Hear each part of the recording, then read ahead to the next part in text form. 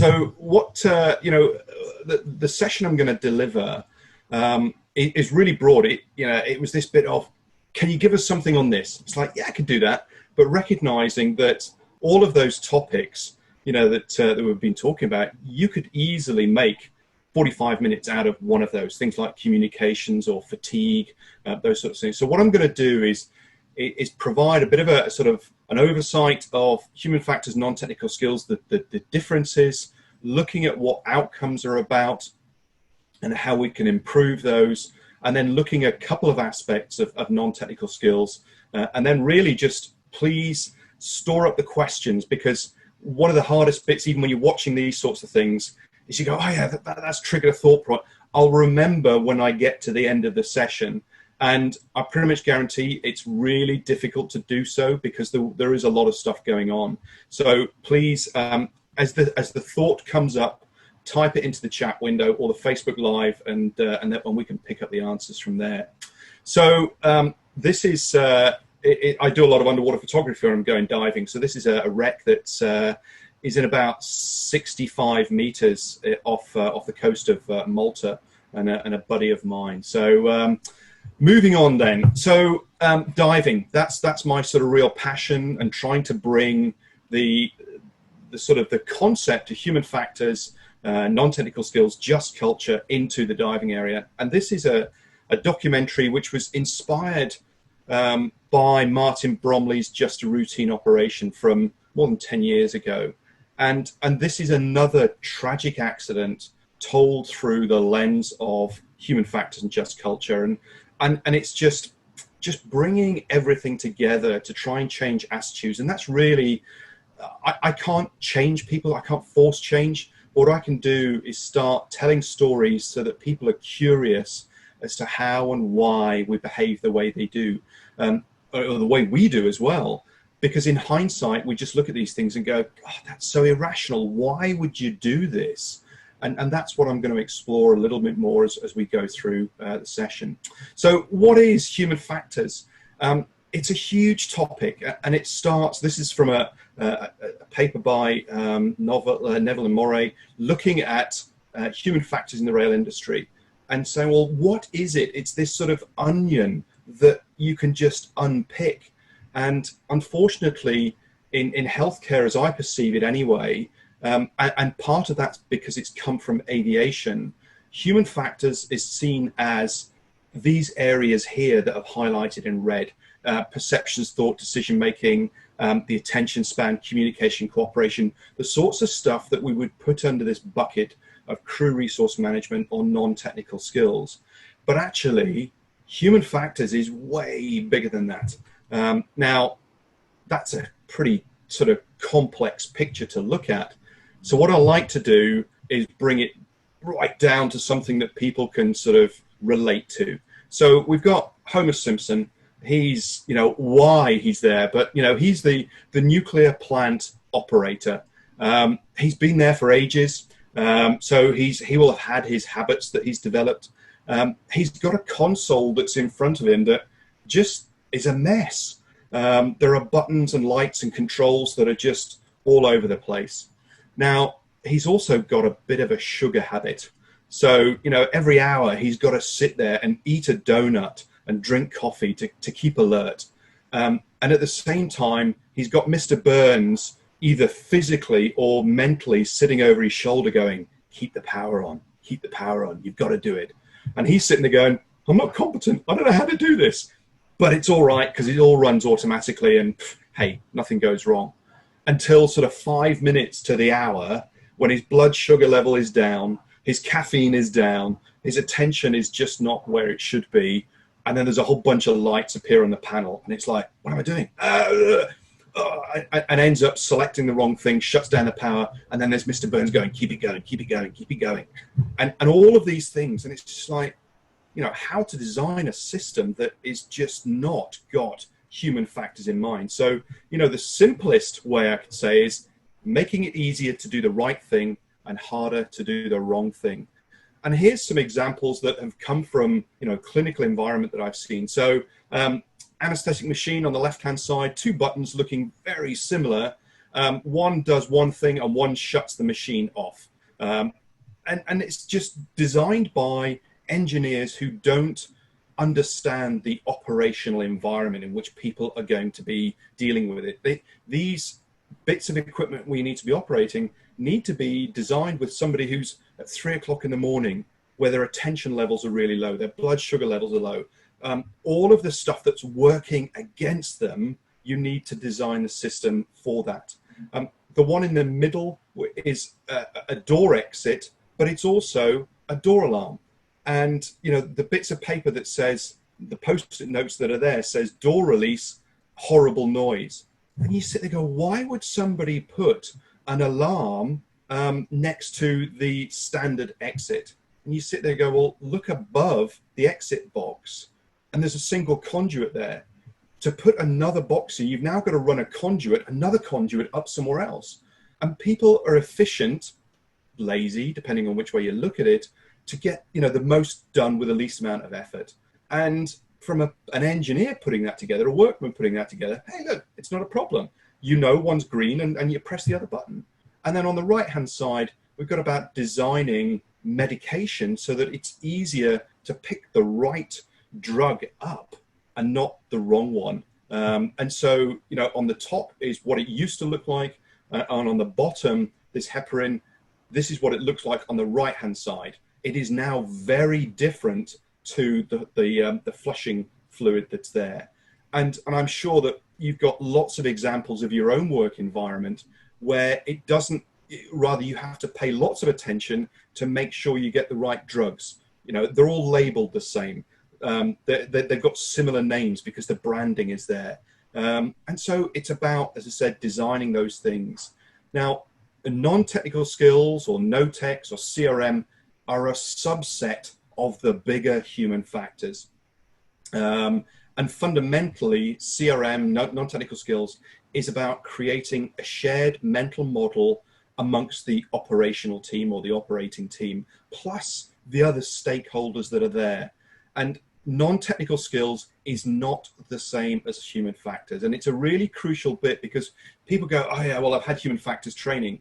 And it's like, you probably haven't. What you've probably had is some CRM non-technical skills training to understand about communication and teamwork and decision-making, leadership, collaboration, cooperation, those sorts of things, as opposed to how to look at a system and say, am I setting somebody up for success or am I setting somebody up for failure? And I can't remember what the numbers are. I know Stephen Shorrock has posted these fairly regularly on Twitter, but the number of trusts that are out there who've got human factors professionals within them, I think you could count on 2 hands. That's it. And it's like, well, it's just seen as something that it's a nice to do. And you say, actually, how much do we spend fixing errors and investigations when actually we could look at things differently? So in healthcare, there are lots of tensions that we've got, and this is from a great paper by from Cook and Rasmussen talking Going Solid, and in which they talk about these 3 pressures that we're talking about. So we've got finance, economic pressures. We go up into the top right, we go bust. We run out of money and we can't do what we need to do. We go down to the bottom right and we run out of effort. We run out of manpower, resource. We can't do what's there. And on the left-hand side, what we've got is performance, brackets, safety. And what we try to do is we stay away from this, what you could say, unacceptable performance boundary where a failure or an accident happens. So we build in an error margin that says, okay, this area here, this dotted line, that's what we consider our safety margins. And when we have this concept of normalization of deviance, what we do is we erode those error margins, that safety margin, without realizing it. Now, within the same paper, what they were talking about is the difference between high reliability organizations and low reliability organizations. And then on the right-hand side, we've got these sort of stable, low risk systems where actually it's money and resource that drive things. And we're not particularly bothered about the safety aspects because we're a long way away.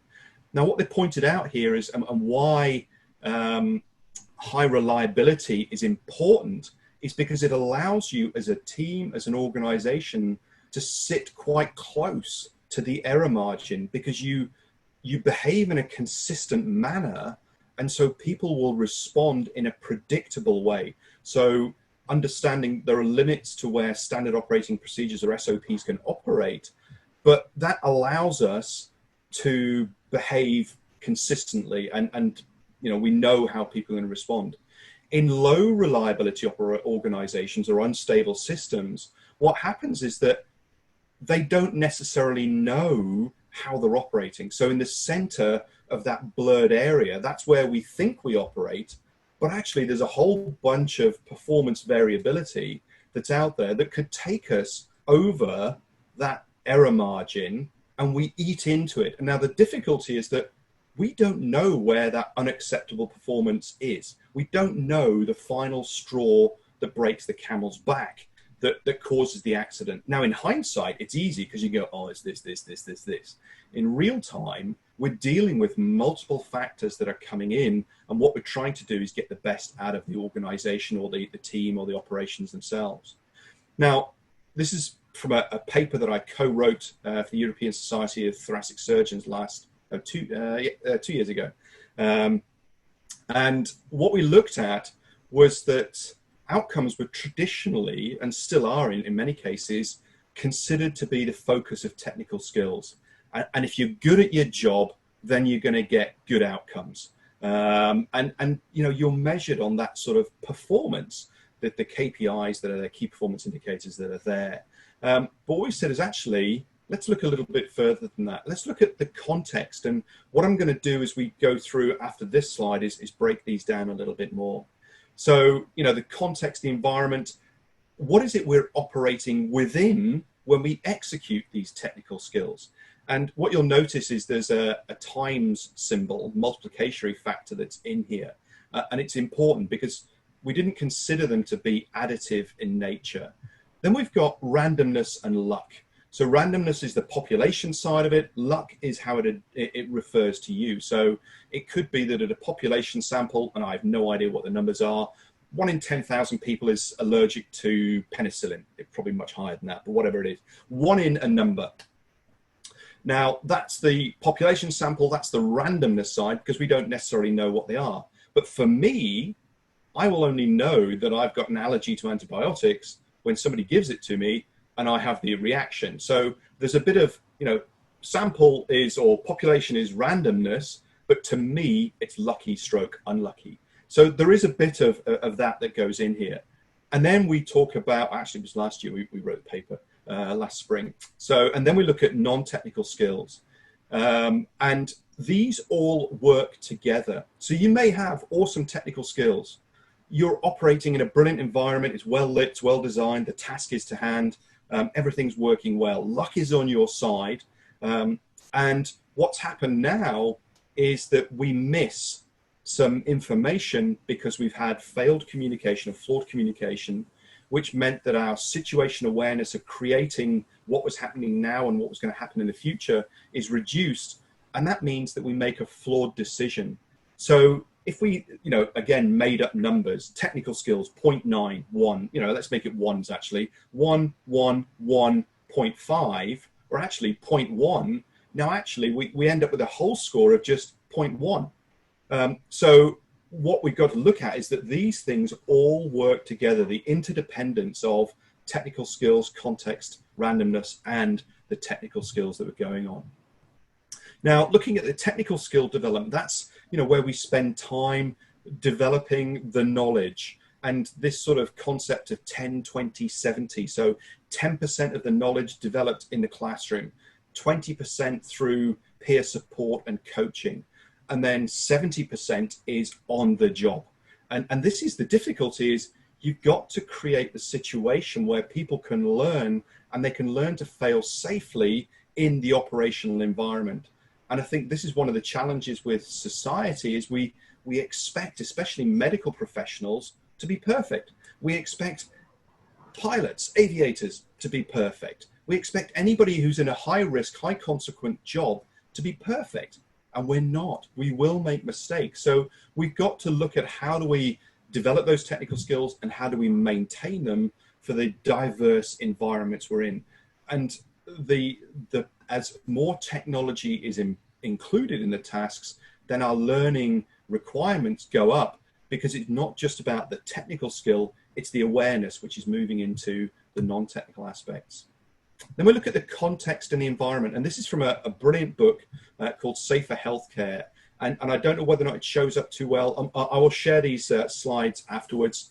So as a PDF, you can look at these. But it's looking at the risk environment we're operating in. So you could say healthcare, managing risk. Okay, what do you mean by risk? Because in some areas, you know, in the left-hand side, we're talking about potentially very unsafe. You know, 1 in 100 activities ends up in a fatality. That's the embracing risk and this concept of ultra adaptive. At the other end, which is where sort of aviation's trying to bring itself into healthcare, and you're sitting there going, all right, aviation's ultra safe and we've got to design healthcare like aviation. And you're sitting there going, you can't. There are some aspects of healthcare we can, like, as it says here, radiotherapy, blood transfusion, because we can put lots of processes and checks in place, and it's relatively standardized in how we do things. And then there's the bit in the middle that basically says high reliability. How do we manage that? And what we're doing here is we are managing risk, but we know that things could go wrong, which means that now we've got to be adaptive to the situation. So where you talk about risk management in healthcare, what's the context and what's the environment? Now, the context environment also concerns these aspects, the physical environment. What's it like? Is it, you know, all the stuff that we've had recently from COVID-19 of cramped conditions, the PPE that's in place, temperature, now the temperatures are rising. All of those things impact our performance. What's the cultural environment? You know, what's the expectations of certain behaviors and certain activities? Is there a culture of bullying? You know, because if there is, then people are not going to be able to speak up. The social aspects, and that, you know, culture also is international, not just local to the task itself. Social environment, how easy is it to interact with other people? We are social creatures, and the different personality types that are there that reside within us, where you might have somebody who's very much about time, detail, facts, and you might have somebody who's very much about empathy and relationships, and they may not actually work together. I'll shut that door. Then sort of physical, technical environment with the distractions that are there. So the technical environment, you know, how well is it laid out in terms of the design that we're talking about, the human factors, ergonomics stuff. And then we talk about psychological environment and the need for psychological safety and just culture. And psychological safety is seen as this sort of buzzword at the moment. It's like, right, we've got to get it done. What we can do is we can just give some people some training and then we'll create a psychological safe environment. And it's like, no, this is created top down. And, you know, the sort of definitions here from Professor Amy Edmondson, considered a world authority on this. Teaming, fearless organization. Another one is Brené Brown as an author, just talking about vulnerability and relationships that are going on. And my view is that psychological safety is a proactive framework. It's a construct that allows you to understand the potential issues, risks that you've got, and somebody is able to put their hand up and say, actually, Gareth, I've got a question. This doesn't look quite right. Can we speak about it? And it's like, yeah, go for it. And it's the leadership that sets the tone for the psychological safety. The influence and behaviors they have on what is rewarded and what is punished can support or destroy psychological safety. And there's a great book called The 4 Stages of Psychological Safety by Timothy Clark, in which he talks about 4 building blocks. We've got inclusion, we've got learner safety, so it's okay to fail. We've then got contributor safety, so where it's okay to say something and contribute towards the team. And then most importantly, in high-risk environments, we've got challenger safety. What we want is somebody to go, stop, we can't do this. But you can't have challenger safety until you've got inclusion, learner, and contributor safety. And you can quite easily destroy that building block process by just almost an innocuous or throwaway comment, and that destroys that. Now, the other side of it is just culture, and what I say here is reactive. So they're almost, I'm going to say, two circles that interlock over an event. And so psychological safety helps prevent the accidents by allowing issues to be raised, and a just culture is reactive in nature because it allows the story to be told in terms of how it made sense for those to do what they did. But at the same time, it's not a no-blame culture, that actually when people are genuinely reckless and they're negligent, then actually, yes, they should be punished accordingly. But that shouldn't be the first tool that comes out the toolbox. Most of the issues we see are systemic in nature, either through social, cultural, technical design, the environment we're operating in. And the healthcare system doesn't necessarily set people up for success. And I would argue that success comes through proactive operations by individuals, despite the system that is designed to help them. They are creating safety and performance all the time. So, you know, just as in the last few days, so this was, what's that, 2 days ago, published Pakistan International Airlines crash from a little while ago. And this was the headline: plane crash, pilots were discussing coronavirus and lacked focus. Aviation minister says pilots were overconfident and not focused on their job. Great. That is not a great way of learning about what's going on. And so what they found out was actually the pilots were worried about what was going on in terms of their personal lives and their families. So the discussion throughout was about corona, Mr. Khan said, referring to conversation between the pilot and the co-pilot he'd listened to. Corona was dominant over their minds. Their family was affected. Several warnings and alerts, such as overspeed, landing gear, proximity alerts, were disregarded. And that's sort of the language. Disregarded, you could almost say, is the same as it, and disregarded is a language that says they chose to ignore it. But actually, if there's lots of stuff going on in your mind, you don't choose to ignore these things. It's because there's a limited capacity in our brains. And the paper that I've cited here, just talking about the impact that psychological distress has on error rates and failures and success rates. It is not a great place to be when you're in a high stress environment and things are going against you. So that's the sort of the environment piece. Now we talk about, randomness, luck, and uncertainty. Uncertainty is managed through emotions, whereas we often think we're managing risk through logic. And especially in a healthcare environment, we don't really have the numbers to make proper logical risk assessments. We think that there's this sort of distribution of, it looks like that. But actually, our emotions, we've got, recency bias, recall bias, and emotional context that says, I heard about that. It was really quite serious. Right, I'll elevate that as something that I'm going to pay more attention to, as opposed to, well, I've never heard of that, therefore it won't happen. And this is the difficulty. We are quite simple creatures at times, which is both a benefit and a disbenefit. And this is this bit that says, language is really important. How do you get the message across to others in terms of managing risk? And this is from a website called probabilitysurvey.com. And they asked people to put a numerical answer in for a word. So probable. What percentage do you think probable means? And it's somewhere between 45 and 95%. Sorry, 85%. Well, that's not really good when you're trying to explain to somebody, I probably think it's this. Well, actually, it could be less than half, or it could be almost exactly right. So be very clear in try to use I'm going to say a bit more language. What's the evidence? And in fact, that's what I'm going to come on to in a minute, is the fact that risk, when we come to this probability piece, that doesn't help us very often, because we are wet finger in the air. And we, especially in organizations, we use these risk matrices to work out what's the score. And they're designed really as almost as a conversation starter and trying to rank what's important.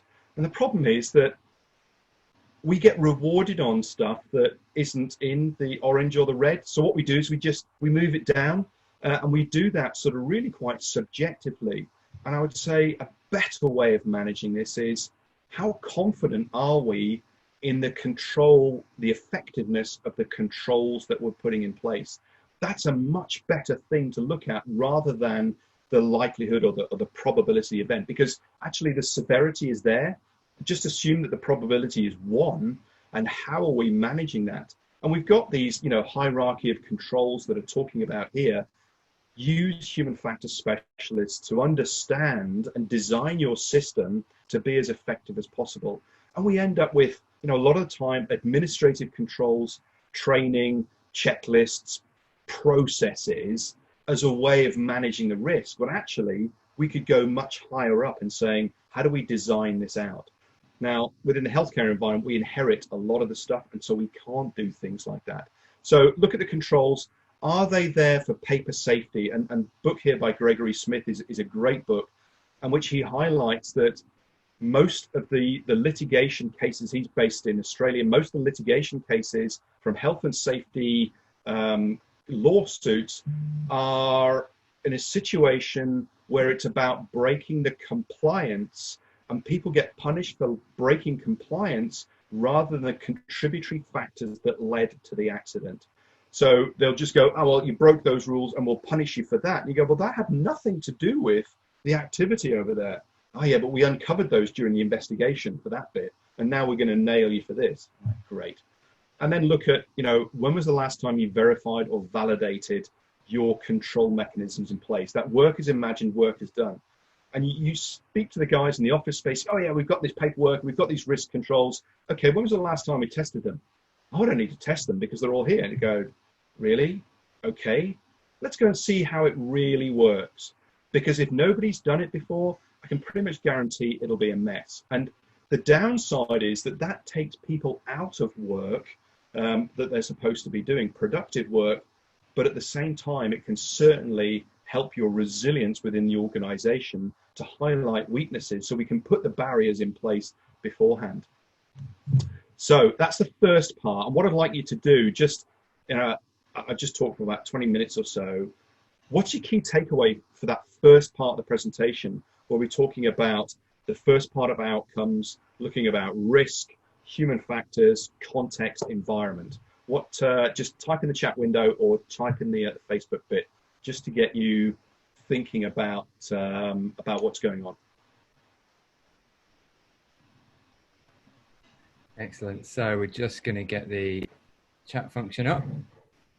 Okay, cool. I've got it on here anyway. Excellent. Excellent. So I've got that on there. And you've stopped the share, so I'm going to come across to here. That's cool. Psychological safety. I can thoroughly recommend Timothy Clark's book. Context is king, Paul. I totally get that. And when we see little snippets on social media of an accident happen and people go, oh, look at that, really stupid. And you go, you've just got a 10-second snippet of what's happened. What happened outside of that? What happened outside of the frame and outside of the time space? So, and I'll come on to that in the next piece about context is really important. That's fantastic, Gareth. So just a question from me. Yeah, go. Just within something you said there. How would you sort of mitigate your own biases? And I think that, the challenge with biases is that you're not necessarily aware of them, but being a mindful practitioner, how would you try to mitigate them? So the first bit is the recognition that we are biased, and that we will make decisions in the heat of the moment. And so we're not, I'm going to say, not likely to know when we're in it.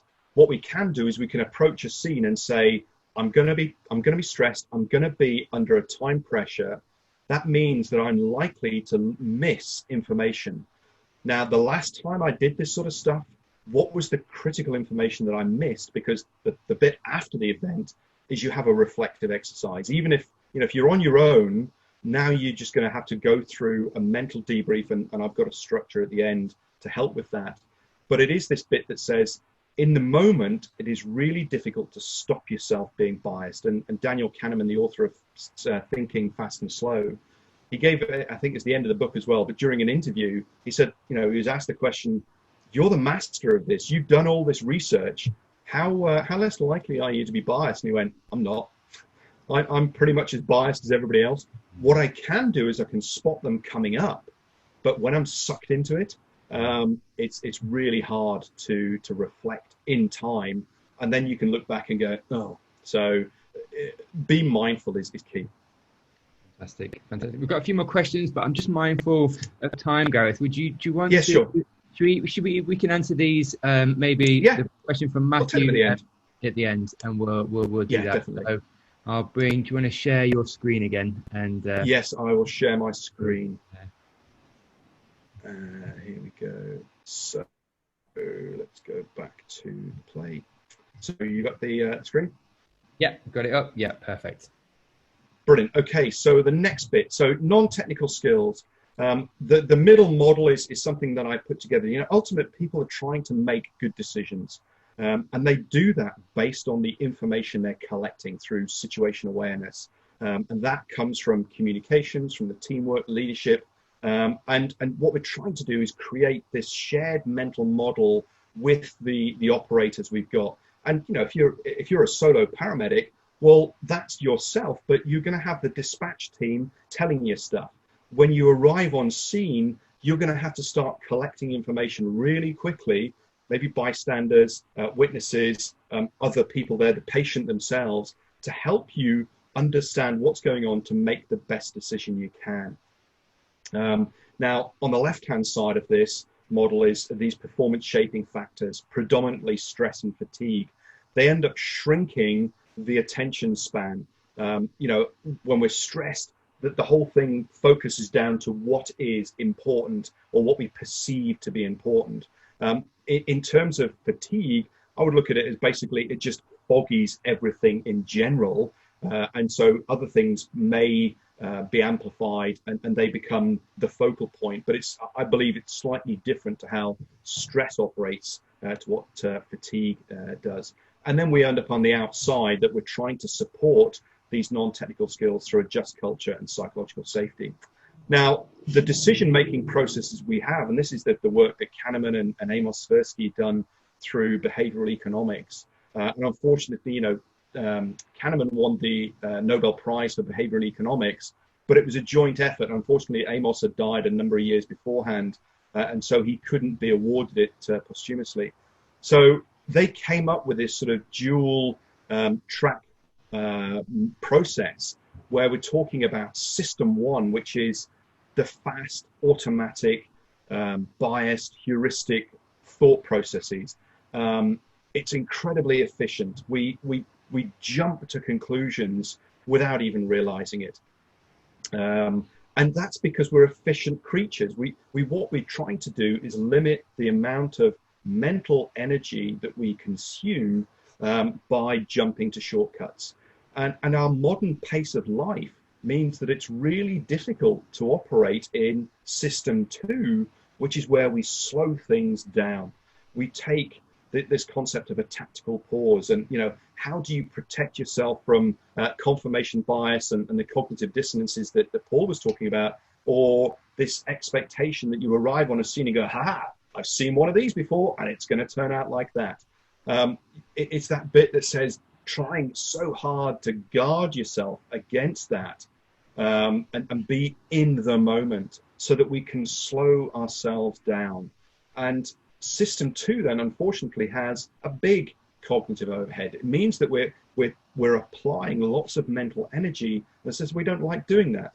Now, I came across a paper recently in the British Medical Journal from 4 years ago now, and they were just talking about this bit where you try to explain system one and system two as this dual track process as almost binary activities, but they're not. And that's why I purposely drew this sort of spectrum across the top where people go, oh yeah, well, it's system one behavior and it's system two. And it's sitting there, well, actually, there is this bit that goes in between, and it's easy to put them into buckets because, hey, that's a bias. You know, what we want to do is simplify this information. So there is the bit that we will jump to conclusions, and what we've got to do is reflect on it afterwards. If we can do it in the moment, brilliant, and there are tools to help us slow down for that. Because we have these mental models that we expect certain things to happen based on our previous experiences. That's what our technical skill development is about. And then through reflection, debriefs, and that sort of activity, we start to create higher fidelity models so that we are more likely to be able to predict what's happening in the future. Now, we end up with this double-edged sword between, which is based around assumptions, that gives us complacency or efficiency. And my view on this is that when things go well, we call it efficiency. When they go wrong, we call it complacency, because we are trying to be as efficient as possible and not pay attention. And this book from Christian Savastra, an Australian, just talked about the neuroscience of what's going on. This conscious incompetence, area A, and we're paying lots of attention to what's going on when you're going through your initial technical training, professional training. There's a lot of mental overhead trying to work out what's going on, and as a consequence, you've got very limited capacity to see what else is out there. And then as we start to practice, what happens is we move things from the conscious incompetence into unconscious competence. When in fact, you can almost say that the unconscious incompetence, I don't know how bad I am. And then I start to learn and go, oh, I don't know anything. And then you start moving by practicing things. And as we become more skilled, what happens is we stop paying attention to things because we're now operating in that sort of system one space. And as long as things go well, there's nothing to draw our attention back to the situation. So, but the benefit of this is now I have the capacity to see what else is going on around me and start building a better mental picture of the activity. And this is, you can almost see novice, journeyman, and expert as we go through this. And the terms are important when we come into a piece in a minute. Now, those cognitive biases that we use are essential. And the blog that I wrote here, this is an image from a guy called Buster, I forgot his second name. He basically took the 200 plus cognitive wheel that you can get from Wikipedia that looks at cognitive biases, and they all sit there and, laboratory type biases. And what he did was he basically dropped them into 4 buckets, which in itself is one of the biases that he's talking about here, is because we're simplifying stuff as much as we can. So he said, look, we've got too much information, so we use certain strategies. I've got not enough meaning, so I'm just going to fill stuff. I'm going to make stuff up. I'm not going to apply attention to that. I don't have enough time to do things, so in a rush, I'm going to jump to conclusions. And we build experience, and then through that repeated process, we get better at applying these biases. And then the final one is there's not enough memory, so we just, again, this bit about editing memories, we don't remember things very clearly. And the memory, it's not like a video camera that records stuff perfectly to tape. What happens is we pick the key points out of it, we record it and encode it. And then when we recount that story, there'll be a bit of corruption when we retell it. And in the retelling process, we then re-encode it. So it's like that sort of, that telephone whispers game that you've got where the story gets corrupted. And this is great where you get people who've been there together, eyewitnesses, a number of, period of time afterwards, and the story they tell isn't it's not consistent. So these biases are essential because they allow us to navigate the world at the real time. Now, people go, oh, well, I use my intuition. And this is a picture of Kahneman here. And he talked about, intuition only works if it's regular, so it's consistent. So we know with a high degree of confidence that if something happens, something, X leads to Y, cause and effect that's there. If you do lots of practice, and it's not just practice, it's perfect practice, it's repeatability that's going on, and you get immediate feedback. You know whether or not you got it right or wrong, so you can correct your mental model about what's happening. Now, we like to be confident about activity. And his comment there is, you know, confidence is no value of competence. And you can tell that when people, yeah, I know what's going on here. And you're like, well, actually, you can look at modern day politics from that, because they have to come across as confident, because otherwise people wouldn't trust them. But then when they come across as overconfident and they don't know what they're doing, people don't trust them anyway. So, you know, they're in a catch-22 situation. Now, if we don't have that, those three bits, regularity, practice, and feedback, what we do is we just make stuff up. We fill the gaps in with what we think should be the right answer. That's just human nature and how we're doing things. So the difficulty then is, how do we learn? Hindsight bias, we can easily join the dots afterwards. Looking back in time, it's easy to identify the relevant points because the chain is obvious. Looking forward in time, we've got multiple options, and it becomes very difficult to know quite quickly what the potential outcomes are.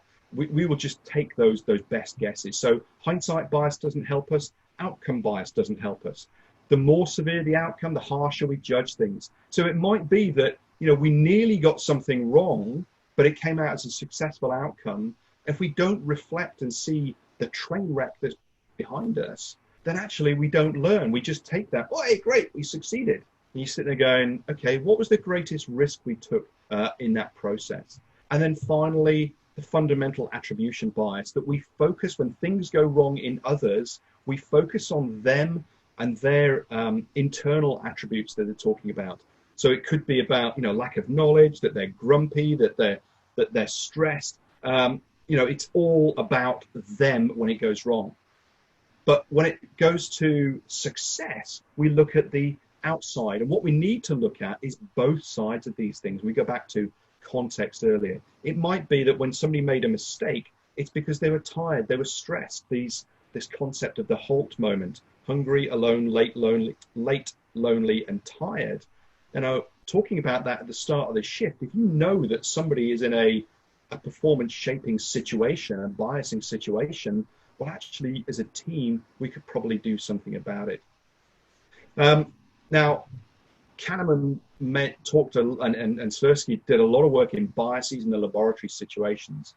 And Gary Klein recognized that actually that doesn't take into account the multiple things that are coming together, especially in high stress, time critical environments. And he recognized that, and his initial work was in fire commanders, military commanders in command centers. How do they make decisions in uncertainty with limited information? And what they did is they built up stories over time, and it was this tacit knowledge. It wasn't something that they could easily explain. And in fact, that was one of the challenges that they had during their research, was pulling this information out of them. Because you'd ask the chief, how do you make a decision? Well, I didn't make a decision, we just did it. And went, well, you must have collected some information to be able to process on what was going on. And what Klein also picked up was that when you're in this sort of situation, these external decision support aids, they're rarely used because people are trying to do stuff on the fly using previous experience. And they're doing this sort of trial and error process. And say he started with fire teams, understanding how do you pitch up at a scene and know how to fight the fire? And the chiefs go, oh, we'd start looking at this sort of information. And he'd realized that actually and this is where the novice, journeyman, expert becomes important. Novices are given the basic skills to look for cues, what should be in place. And that goes into the journeyman's piece, where they're starting to understand how stuff should be done. And what he recognized was the experts could see what was missing. And this is a paper by Klein called Seeing the Invisible. And he said the difference between the journeyman and the expert was that the journeyman knew what should be there, and so did the expert. But the expert would sit there and go, that bit's missing, that doesn't look right. And it wasn't something that they could look on the scene and go, I'm looking for this. It would just be something that came up as a triggered thought and go, that's different. I need to know why, because I can't find that information. And what he had was this two-stage model. So you'd come across a situation and it would give you some visible, audible smell cues, whatever the technical word is for that, vibration, touch, all of those sorts of things that would say, it looks like one of those fires. It's probably that sort of fuel. It's probably that sort of building construction. And then they would say, let's fight the fire this way. Now, this way was based on an internal loop that basically said, have I been here before? Can I play the what if game in my head subconsciously and run these mental simulations? And the more models you had, the greater the sort of spectrum of simulations you could run, and the fidelity of those increased. And what he found was that the experts were able to pick up the cue, the relevant information much more quickly than the journeyman did. And they go, that, make the decision. Where the journeyman would go, I need a bit more, I need a bit more, I don't know. And by which time would make the decision for them. And I can see the same thing happening in your emergency medical care situation, where actually you have to do something, because doing something is better than doing nothing. Because once you've done something, you get some feedback, or you try and get some feedback and say, that was a bum decision, I'll try something else. What he said was, you didn't have this, the guys would pitch up and go, haha, I have 3 options here, and I'm going to weight them, because it doesn't work that way.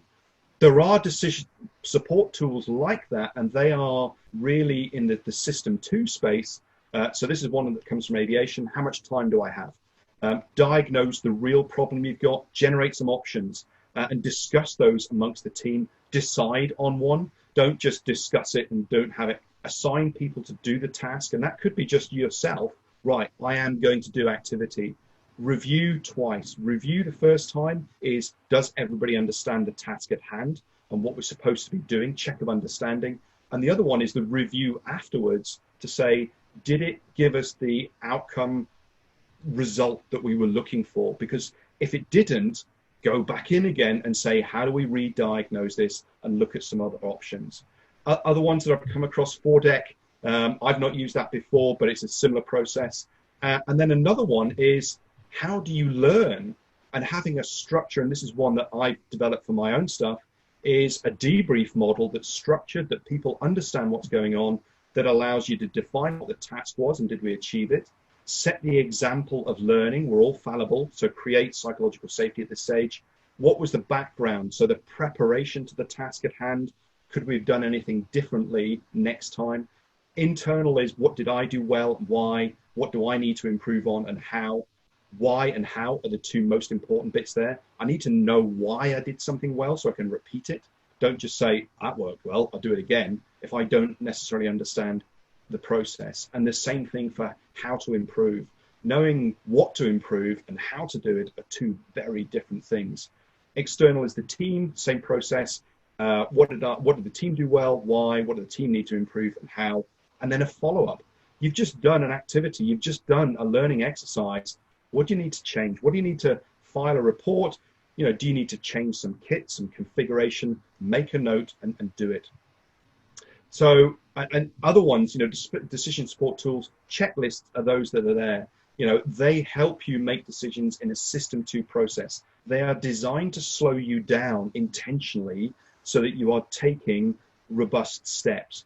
But don't write checklists for the sake of it. If people keep on doing things wrong, why? Look at the context and the situation. Don't just go, right, time for another checklist. Because if it's not working, people will find a way around it.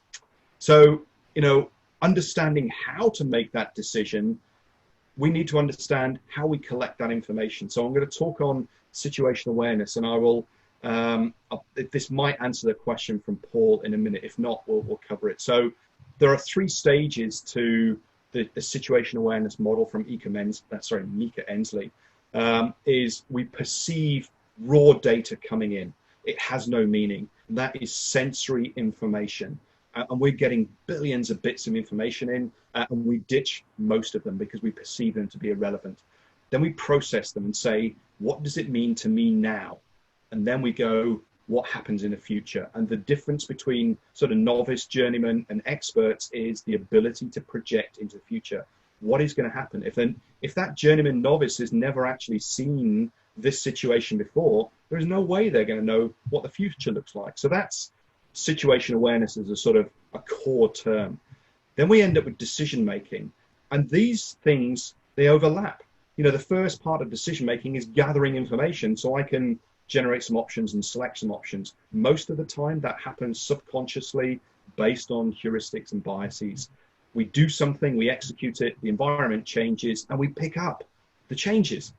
Now, at an individual level, we can influence what is important or relevant to us by training, by understanding our goals or our targets, or somebody might give us those, which narrows our focus.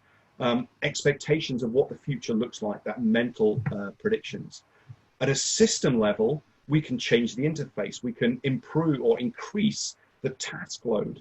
And if we increase our cognitive loading, not just in the task at hand, but if you've got, you know, you just come to work and you've had a massive row with a wife or girlfriend, you're not going to be paying attention to what's going on, or you defaulted on a mortgage, or, you know, there's all sorts of things like that. That reduces the overhead that you've got.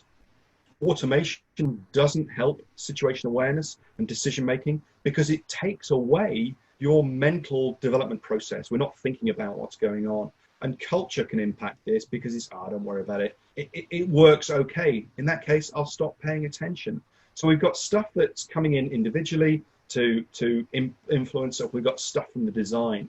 At the decision-making process, gathering information, this you know, computer phrase, garbage in, garbage out, the majority of errors are down to poor information coming in from situation awareness, and then a sound decision based on incomplete or flawed information compared to perfect information and a bum decision on it. So it's understanding what is important or relevant. And I know I'm going to speed up a bit. We only see those things we're looking for, we're expecting to see. So this is a piece that was talking about radiologists and missing a gorilla that's in the scene. And actually, it shows up quite nicely here, because actually by that I mean it's quite hard to see when the gorilla is in this lung scan that's there, 50% intensity, 75% intensity, and 100% intensity. The number of radiologists who missed that, and they were using eye tracking software, and the big blob that's in the scene, they were looking right at this, and they weren't expecting it to see it. And that's why X-ray scanners at the airport, security scanners, they rotate them in and out. Expecting a radiologist to scan loads and loads of things and expect them to see stuff, it's just not going to happen, unfortunately, and we're going to miss those information. So, you know, situational awareness, that ability to focus on what's important and or relevant, and be conscious of what takes our attention, this limited bit of focused attention. So how do we improve it? Understand what those limitations are. You know, situational awareness is that spotlight that's looking on it. So as a team, you can all bring information to the scene to create that shared mental model. And now you can illuminate with greater intensity what is going on, rather than just one spotlight that's there. But understand that this thing called DIPI, dangerous, important, pleasurable, or interesting, if it's one of those, scroll, and off you go. So be aware that those things will take your attention away, and you can potentially, through debriefs and reflection, understand what was taking your attention away from the scene and try to design that out, or at least be aware of the situation. Look for threats and precursors that will lead to mistakes. So threat error management, avoid, trap, mitigate is a term that they're using in aviation. So you know that you're going to end up making mistakes in certain environments. So let's design the system out, create sterile cockpit, sterile environment, and make sure that we maximize the likelihood that people pick up relevant information. Then we can track them using checklists, decision-making tools to slow us down, and then mitigate it, because we can't get errors to zero. Build habits. So actually use your biases to a positive effect. Use overtraining. Now the downside is when you overtrain something, it's really hard to unlearn it. So if you overtrain using a certain skill, and then the processes or the procedures or whatever change in the future, then actually you can't unlearn something. What you've got to do is just keep on overwriting, and hopefully you get to the point. It's still going to be latent in there, but you hopefully make the new materials much more reliable. But be aware that when you start operating in automatic mode, you're going to stop paying attention to some of the critical factors, which is why teamwork becomes so critical, because what we're trying to do is share that model between us, and we talk about those support tools. So what I'll do is actually I'll just rather do the takeaway now, because I've only got 2 more slides to show, and then we'll do Q&A at the end. Buster Benson, Matthew, that's the guy, thank you. So one of the bits that, I showed this video, and I can't remember whether or not I've selected sound or not. If I stop the share and then reshare. And where's my Zoom going? And share computer sound. Because the audio is a bit important with this. So, when we've finished a task, really consider how effective we were in terms of our activities. And this goes to a point earlier on with Paul talking about confirmation bias, and being really, it takes a lot of mental effort to question what's in front of us, especially if we're in a team. And from that, we can watch this. Rock and roll, man. Have a good one, man.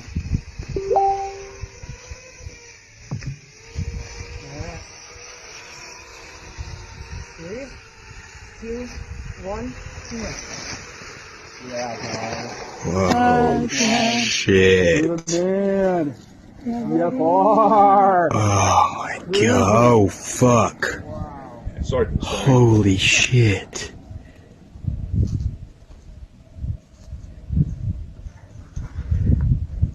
Yeah. No. Oh. Ow, ow. Oh, woo!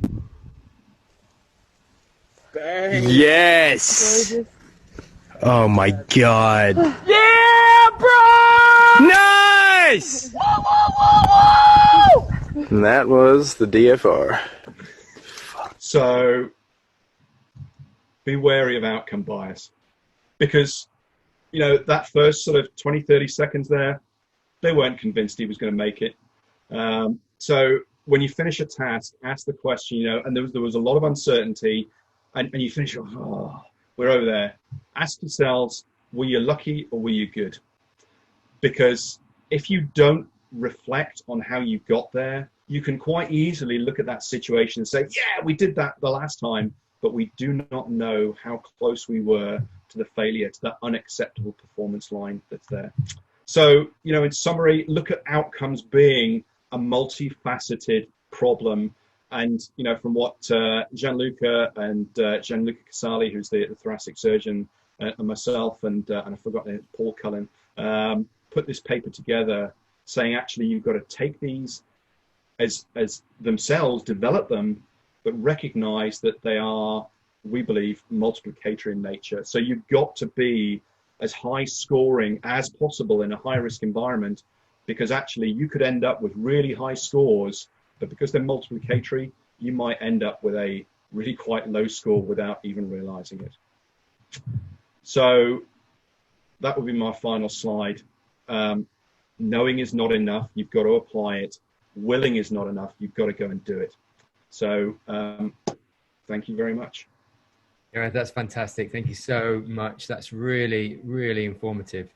So absolutely fantastic. So I think what we'll do, I've got plenty of questions, but actually what I'd like to do is let those watching Facebook Live or indeed on the Zoom webinar to ask questions. We've got a few questions already, just from before. So this one's from Matthew around the pre-hospital environment. Is there any up-to-date specific literature, journal articles that you would recommend? The answer is no, because I haven't read any for a while, but I can certainly go and do some digging, and I'll put them through to Ian, so that's fine. Absolutely, yeah, absolutely. So and then we can post them onto the social media feed. So just look out for them from there, Matthew. That's fantastic. Okay, so Okay, so looking at so Paul asks, regarding situational awareness on the previous slide, what are your thoughts on lack or loss of situational awareness being identified as an apparent cause, or sometimes a root cause by some? Brilliant. And this is why I love having a whiteboard where I am at the moment, so I can draw this one, because actually lack or loss of situational awareness, you can't pay more attention, and I'll show you why. So this comes from Sidney Decker's book, Field Guide to Understanding Human Error. So if we think about time and what we know about a system,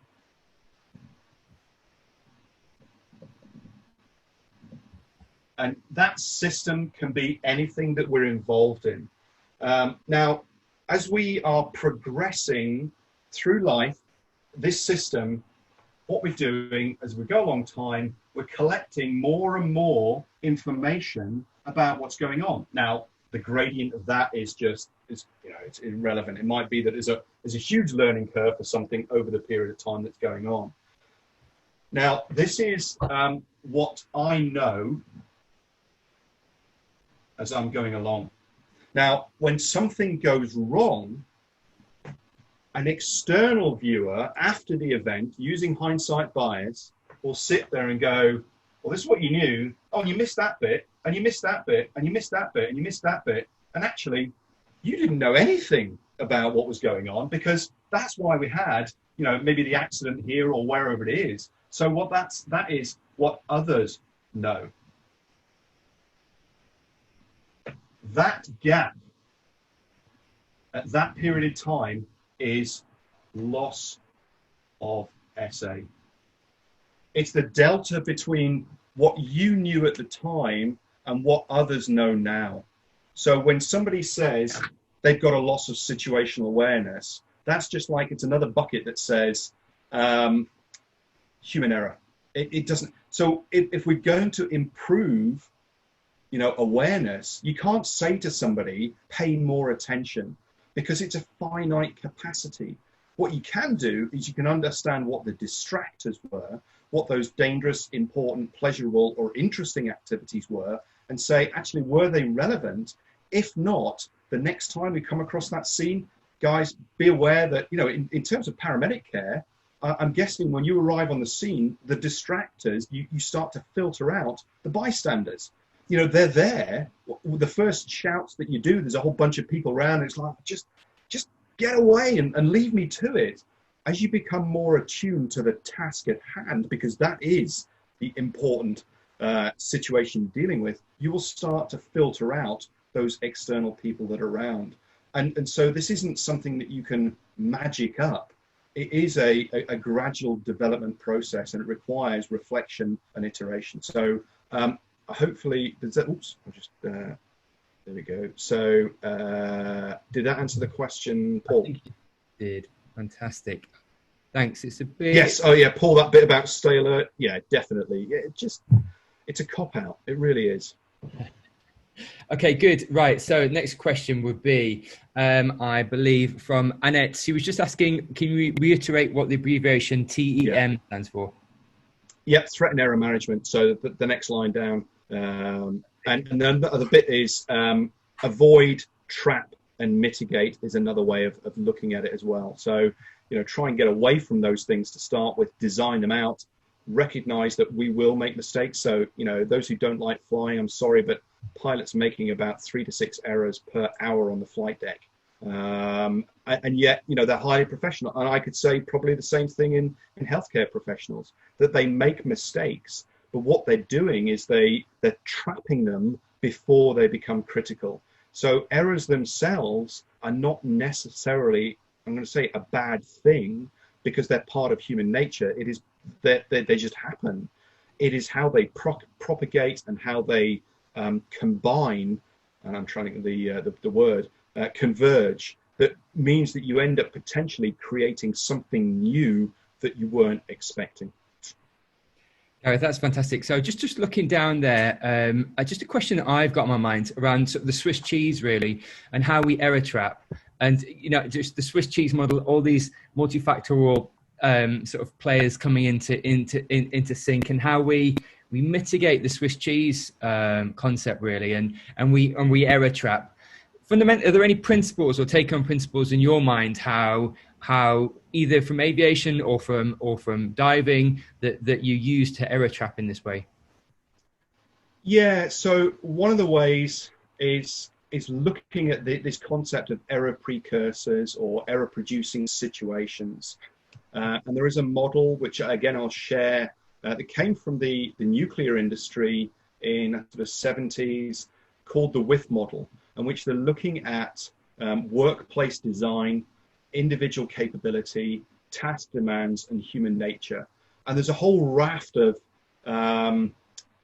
topics within those that says, actually, we can use this in a proactive way. So that if we're going to design work, let's look at these factors and saying, are we going to introduce problems? And you can use it almost as a pre-job brief type situation as well, which is where things like the halt check-in at the start of a shift handover is that says that, you know, if I'm hungry, if I'm angry or alone, if I'm late or lonely, and I'm tired or thirsty, those are psychological and physiological precursors to introduce error. Fatigue management is another one. And there's a massive amount of research in terms of performance under fatigue management or fatigue. And then we get into the ego side and the expectations of society and management to say, well, you've done it in the past and you haven't had any accidents, therefore you must be safe. So again, trying to influence them to look at error precursors and the context to put those situations. So yeah, I can share the document from INPO, which has got a lot of work in there. That there is no silver bullet, and that's the problem. People want to have immediate answers, and what they've got to do is look at these things in a systems or a holistic way, human factors way, to say it's when they converge. So whilst we might be able to fix that, there might be other things that we're not even considering. So again, why the debrief and the reflection is so important, where we have this concept as work is imagined and work is done. Your experts on the front line are doing work as done. They know how to do stuff. They are navigating all of the issues in real time to create safety and performance.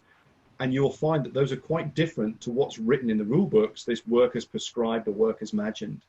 And what we're trying to do is close that gap between work as imagined and work as done. And that's not about forcing everybody to compliance to here, because it might be we've got to change the rules and we could innovate and actually we could raise the performance. And so it is having the conversations with the frontline operators to say, how do you really do your job?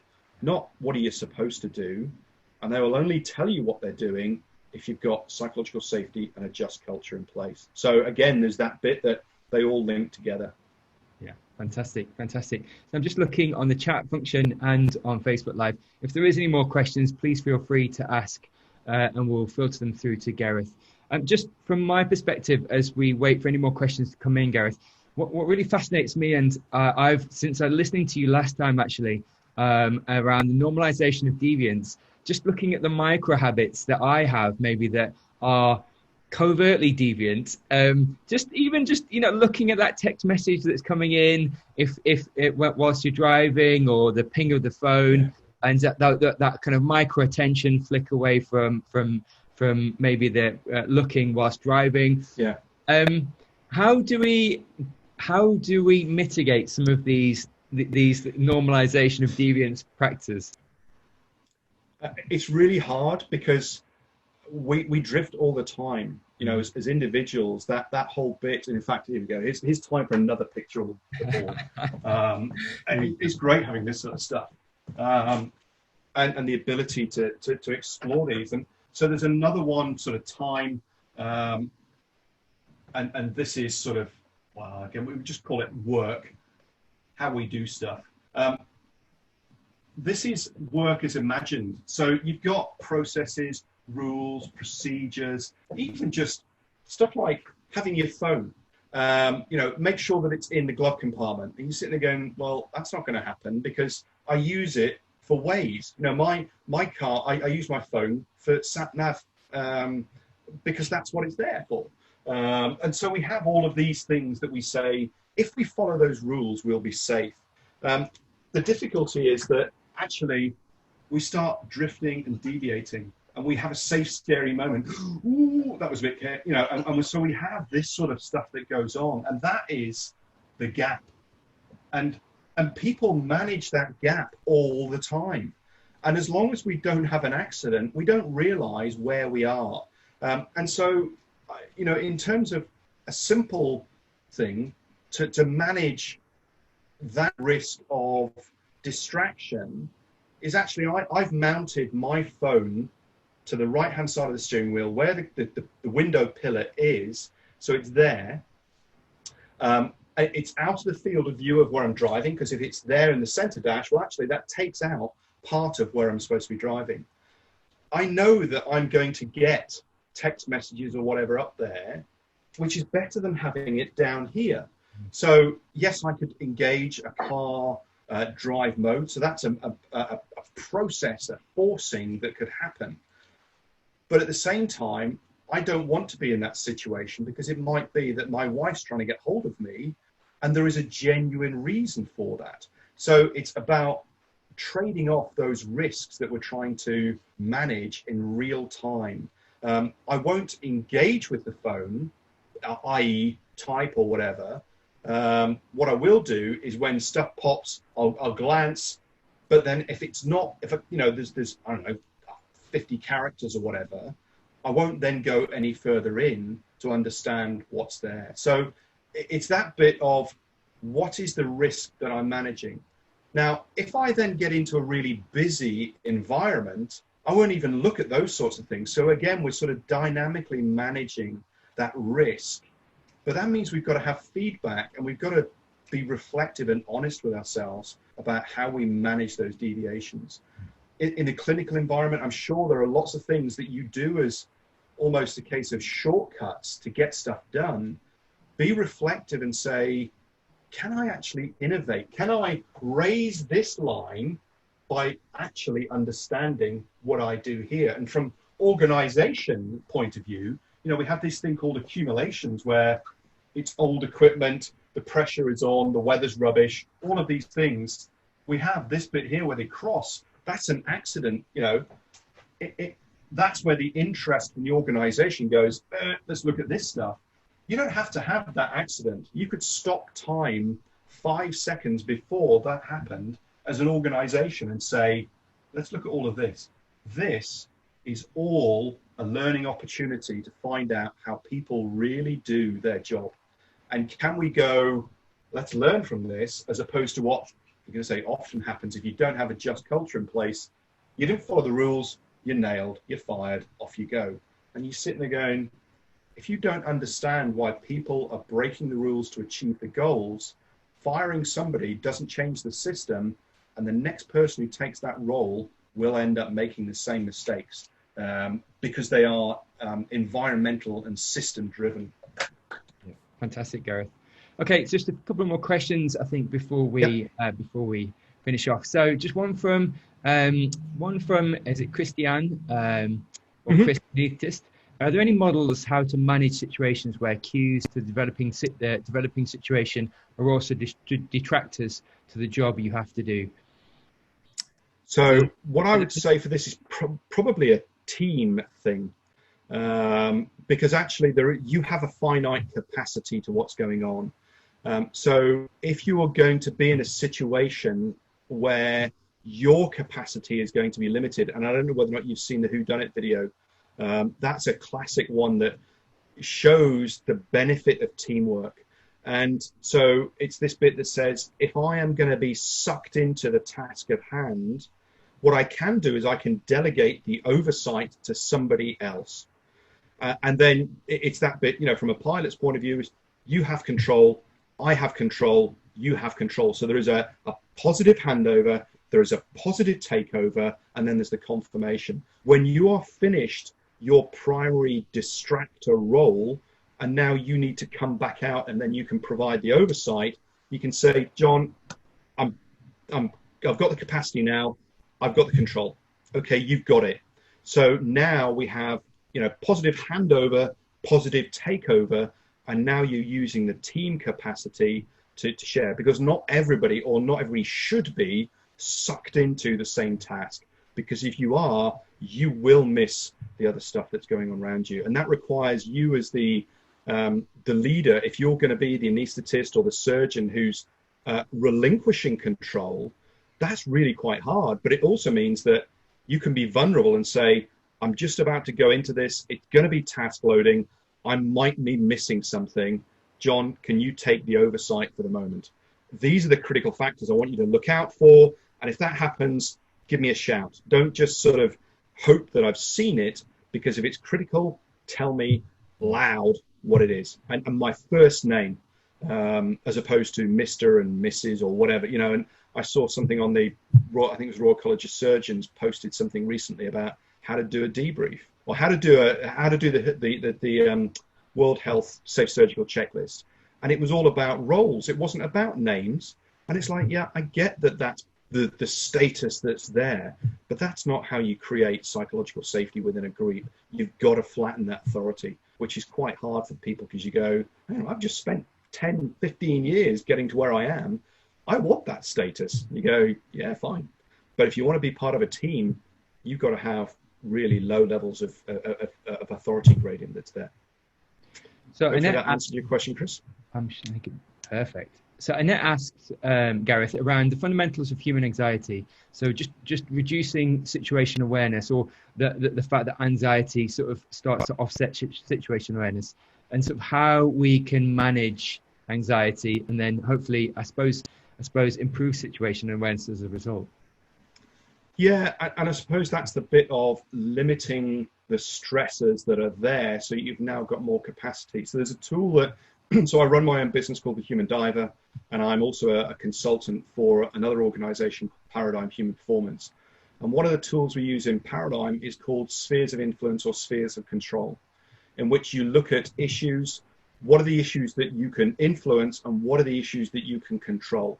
And if you can't influence and you can't control, it's really hard. It's easy to say, it's really hard to do. Stop worrying about it. And I'll upload a link for that for people to download a PDF and look at the sort of exercises. Now, in terms of anxiety itself, talk about it to the team. That's where the halt moments come in, a sort of shift handover or task handover, is saying, actually, do I have one of those stressors? Because that bit about a problem shared is a problem halved. If you're an optimistic person and a compassionate person, that's true. If you're not, a problem shared is my problem now. Thanks very much. And that's not very useful for me, because I'm now looking after your problems. You say, well, actually, as a team, we should be sharing the team capacity when it comes to empathy and compassion that's there.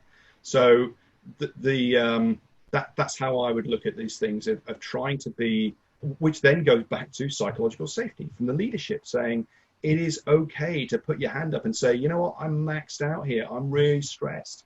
The kids are playing up at home. I'm not getting much sleep. Okay, do we need to back the task down? And that requires leadership skills to turn around to the management and say, enough is enough. We are going to back off. And I get that you're in the business of saving lives.